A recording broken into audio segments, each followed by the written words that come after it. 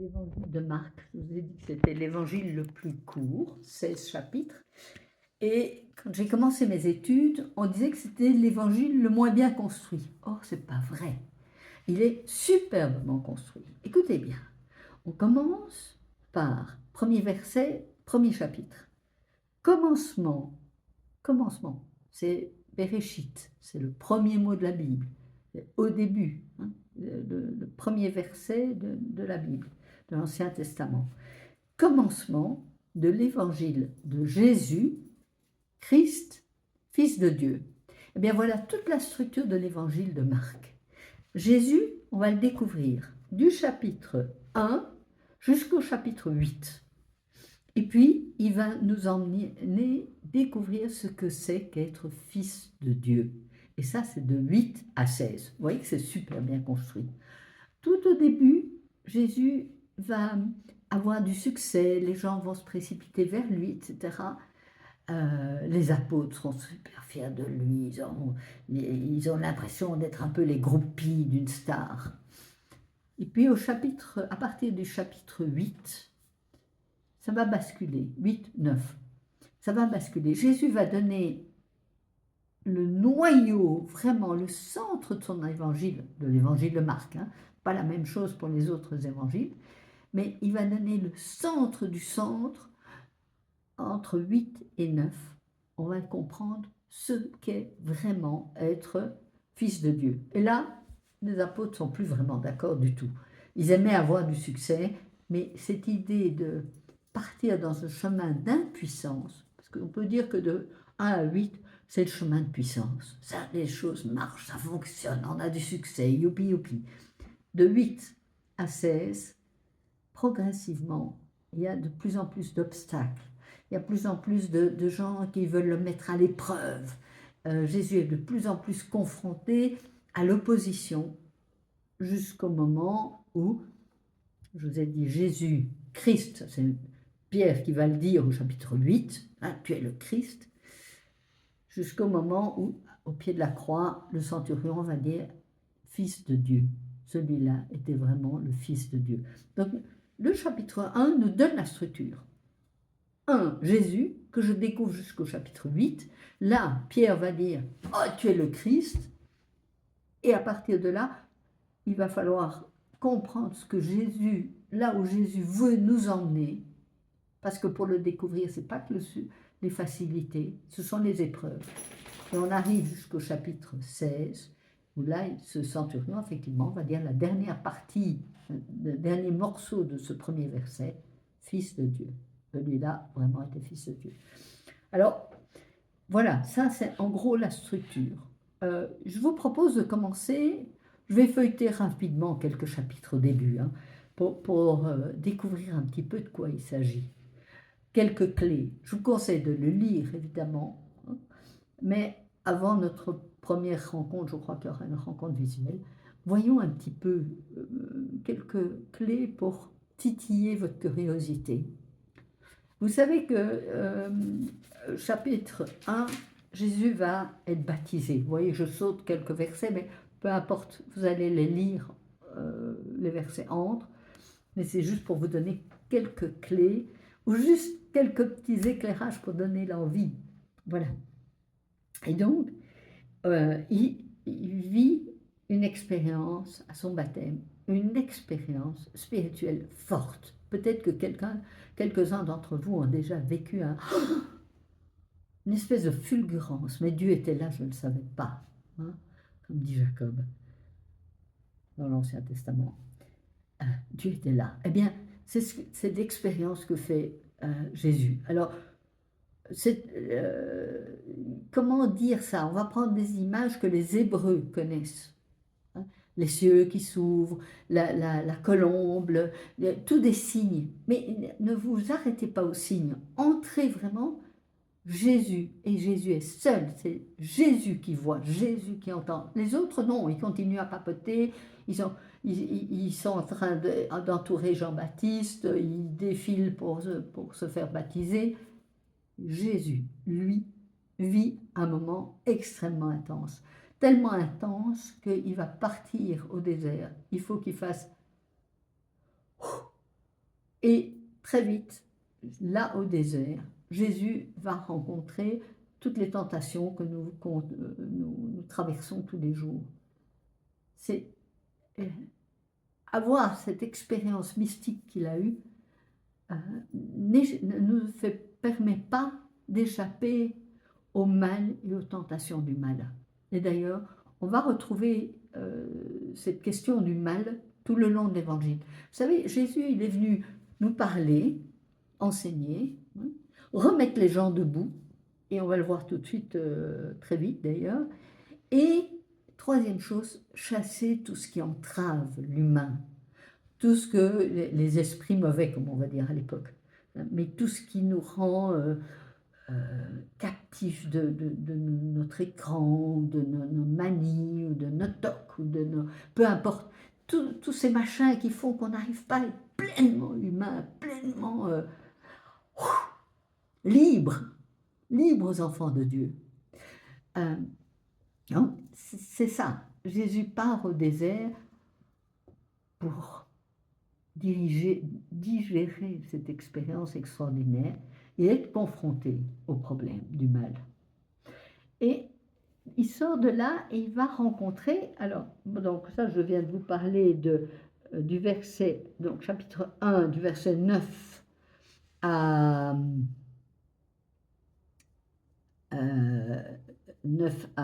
12, à 13, voilà.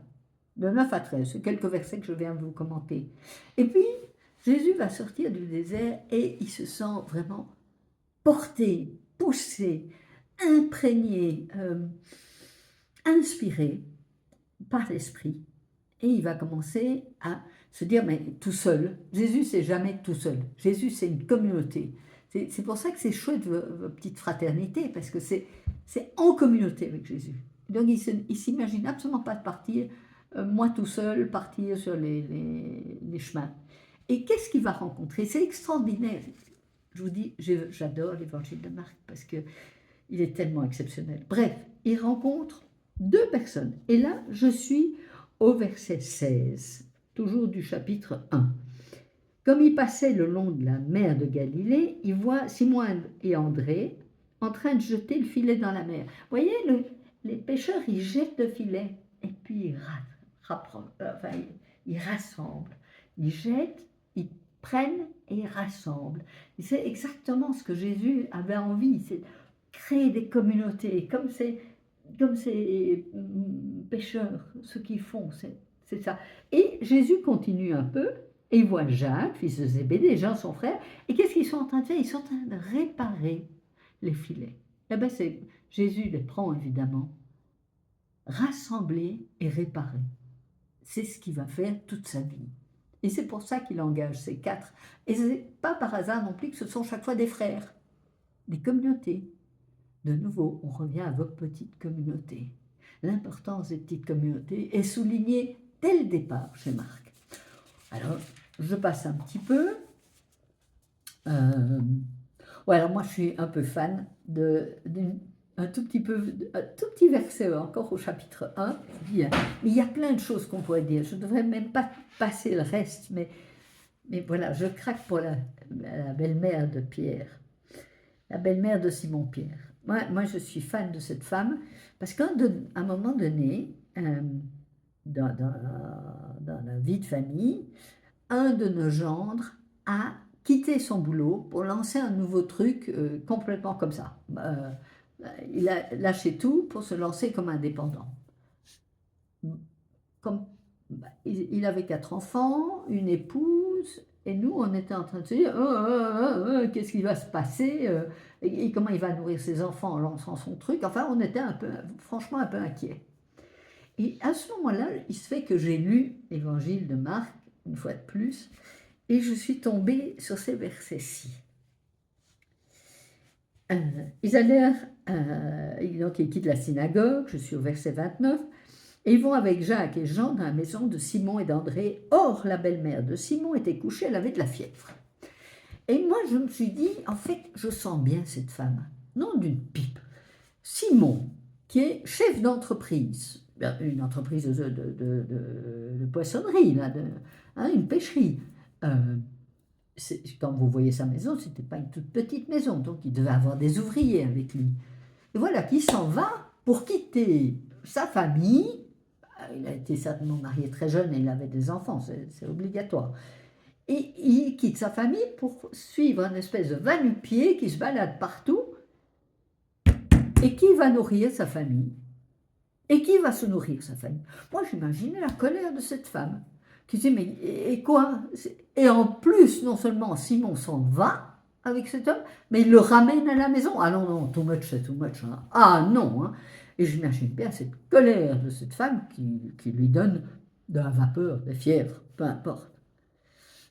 Et de nouveau, regardez l'homme Jésus. Il s'approche d'elle. Combien de temps est-ce qu'il a pris pour s'approcher d'elle, pour l'apprivoiser, pour lui parler? Il lui prend la main. Peut-être qu'il est assis à côté d'elle, hein. Peut-être qu'il s'est mis accroupi près d'elle. Il lui a parlé, il lui prend la main. Et progressivement, elle doit être bouleversée, cette femme. Elle doit être bouleversée. Elle se lève et elle se met à les servir. Ah, on pourrait dire que Marc se trompe. C'est pas servir Jésus. Elle sert une communauté. Elle a compris ce que Jésus veut. Elle se met debout, et le texte le dit bien. Hein. Je suis toujours dans le verset 31 du chapitre de Marc. Il s'approcha, on parle de Jésus, il la fit lever en lui prenant la main, la fièvre la quitta, et elle se mit à les servir. C'est extraordinaire, non? C'est quelque chose que je trouve... voilà. Vous voyez cet homme? Quelle délicatesse. Il va rencontrer beaucoup de femmes sur son chemin, et même d'autres, même des hommes. Et il y aura toujours cette délicatesse et ce respect. Jésus a un respect fou pour les gens. Il s'en approche pas comme un magicien qui va... Non, non. Lisez les mots. Ils sont porteurs, vraiment. Et il chasse les démons. Alors, vous savez, c'est comme dans Notre Père. Hein. Délivre-nous du mal. Mais les démons, c'est ça. Hein. Délivre-nous du mal. Et dès le départ, Jésus commence. On est encore au chapitre 1, que déjà, il est en train de chasser les démons. Et il prie. Et il prie.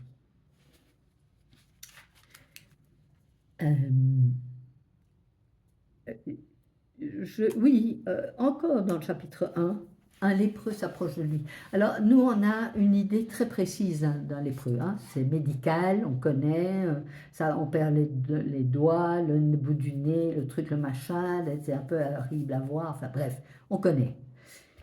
À l'époque, tout ce qui était bouton, tout ce qui était un peu purulent, tout ce qui était... C'était appelé lèpre. Hein. Il ne faut pas toujours concrétiser. Je ne dis pas que ce n'est pas la lèpre. Je dis qu'à l'époque, la médecine n'était pas comme la nôtre. Et que donc, ce qu'on appelle aujourd'hui lèpre, c'est testé, c'est tout et tout. À l'époque, ce n'était pas comme ça. Et donc, le fait de s'approcher d'un homme qui est lépreux, déjà, il se sent reconnu, parce qu'à l'époque, on ne peut pas s'approcher d'un lépreux. Si vous touchez un lépreux, vous devenez impur vous-même. Jésus casse les frontières et va vers cet homme. J'avais fait une expérience extraordinaire. J'avais été dans une classe et l'enseignante en primaire racontait ça. Elle avait commencé par mettre les enfants en situation. Attention, un lépreux, donc tous les enfants se cachaient dans leurs bancs et tout. Et puis à un moment donné, elle dit, et voilà Jésus qui arrive. Et tous les gosses étaient là, viens Jésus, fais attention aux lépreux, ne t'approche pas du lépreux, ne t'approche pas. Et l'enseignante va vers le lépreux. Et les gosses avaient été stupéfaits. On disait, mais non Jésus, tu peux pas, c'est interdit, tu peux pas y aller. Donc, les enfants avaient bien compris qu'en allant vers l'autre, qui est disgusting, hein, dégoûtant, comme ça, enfin, répugnant, eh bien, Jésus casse les barrières. Et on va le retrouver souvent, ça. Il va vers celui qui est rejeté. Vous voyez qu'il Il y a des choses à prendre. Hein. Ça, c'est... Nous sommes au bout du premier chapitre. Je serais très tentée de continuer parce que le texte suivant... alors, on commence le deuxième chapitre, d'accord, et puis vous continuerez tout seul. Mais tout est tellement beau. Donc vous imaginez, on est toujours dans la maison de Pierre. Hein, c'est quand Jésus est à la maison. Hein, on a appris, chapitre 2, qu'il était à la maison. Et tant de monde s'y rassemble qu'il n'y a plus de place. Or voilà qu'il y a un copain qui est paralysé. Je ne sais pas s'il est content, on ne dit même pas s'il est content que les copains prennent les quatre côtés de son brancard et l'amènent jusque devant. On ne dit pas qu'il est enthousiaste de rencontrer Jésus, pas du tout. Je ne sais pas ce qui pèse sur le cœur le cœur de cet homme-là. Enfin, il manifeste aucun enthousiasme du tout. Mais il y a tellement de monde que de toute façon, les quatre copains qui portent le brancard n'arrivent pas à entrer dans la maison.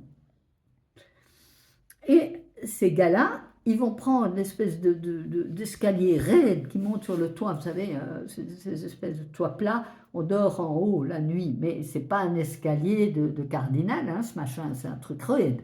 Vous voyez le type qui non seulement n'a pas l'air terriblement enthousiaste d'être là, mais qui se cramponne à son brancard en criant parce qu'il est enfin, dans un équilibre on ne peut plus incertain, quoi. Hein. Donc il s'imagine bien qu'il va peut-être se casser la figure dans l'affaire. Donc il est là et on l'amène au-dessus et ils ouvrent le toit. Attendez, ils démolissent le toit, quoi. Hein. Bon. Vous êtes chez vous et puis subitement il y a tellement de monde qu'il y a quelqu'un qui arrive et qui démolit votre toit. Enfin, bon, vous voyez le truc? On imagine la belle-mère quand même. Hein. Enfin non, elle est convertie hein, depuis le début du chapitre 1. Mais quand même, les assurances n'existent pas à l'époque. Qui est-ce qui va refaire le toit? On ne sait pas. Mais Jésus voit leur foi. Pas la foi du gars. Leur foi. De nouveau, c'est une question de communauté. C'est la communauté qui porte ce gars qui peut-être, non, je ne sais pas, peut-être qu'il est très content, mais peut-être qu'il n'est pas content du tout. Il n'y a rien qui le dit. En tous les cas, qu'il est content, ni l'inverse.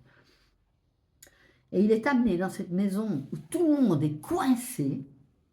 Ah, il faut imaginer, hein, on ne sait plus respirer là. Il y a quelque chose de paralysé. Et le gars est descendu par les copains. Il n'y a pas de place. Vous imaginez les gens qui sont à la porte et qui disent pourquoi ce type-là il passe avant tout le monde, qu'est-ce que c'est que ce truc? Enfin, moi j'imagine très bien la scène. Il faut essayer d'imaginer. Et vous, où êtes-vous dans cette scène? Parce que c'est ça qui est intéressant aussi. Où est-ce que je me situe, moi? Je suis sur le toit et je tiens le copain. Je râle à la porte parce qu'il y en a qui sont en train de passer par le toit et donc qui passent avant moi, alors que je voulais voir Jésus. Je suis qui, moi? Ou la belle-mère qui se demande ce qui arrive avec son toit? Qui suis-je?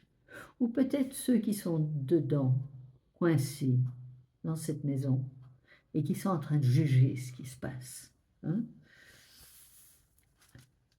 Qui regardent. Bref, Jésus voit leur foi. C'est important de voir ça. Hein? Notre foi peut changer quelque chose chez les autres? C'est étonnant. Ça pose question en tous les cas. Jésus dit au paralysé, mon fils, tes péchés sont pardonnés. Attends. Jésus dit, mon fils, bon d'accord, c'est sympa, tes péchés sont pardonnés. Ça, c'est exclusivement Dieu qui pardonne les péchés. Tu te prends pour qui, toi? Jésus, tu te prends pour qui? Tu te prends pour Dieu? Tu fais un signe?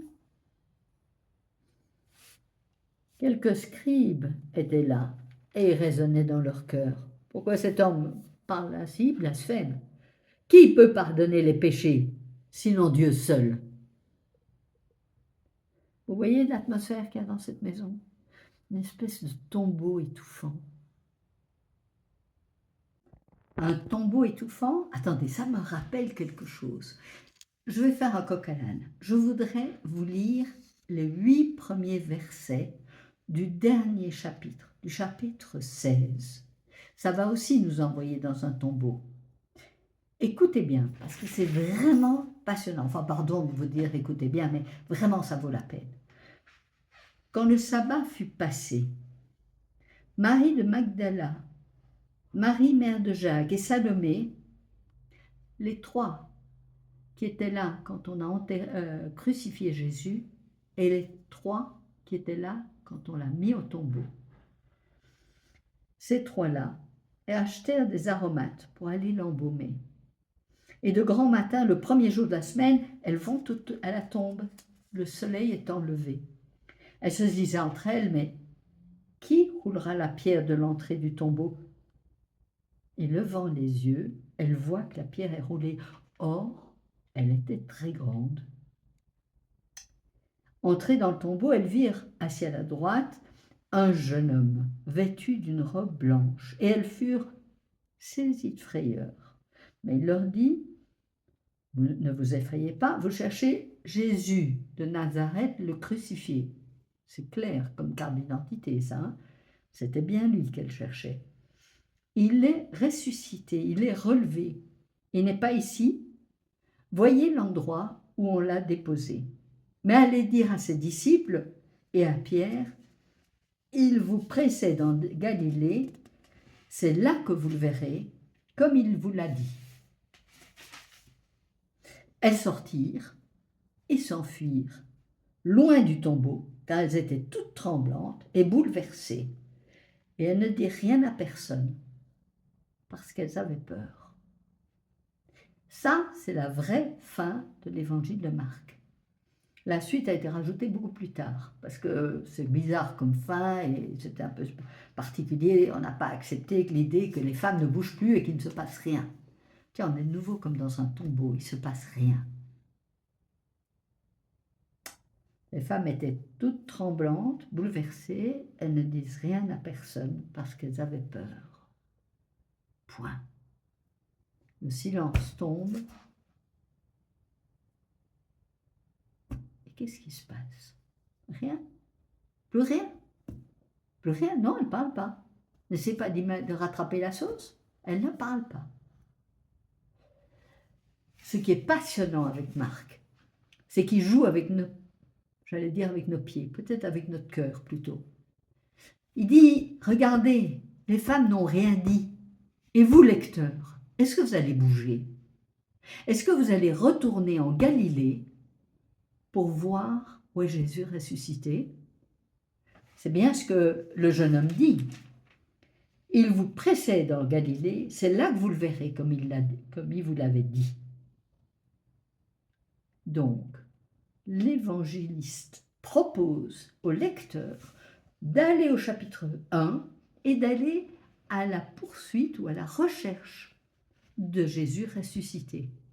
Eh bien, nous venons de voir quelque part au chapitre 2 cet homme qui prend le rôle de Dieu, qui pardonne les péchés. Je vous disais, il se prend pour qui? Mais il est Dieu, évidemment. Il est Jésus ressuscité.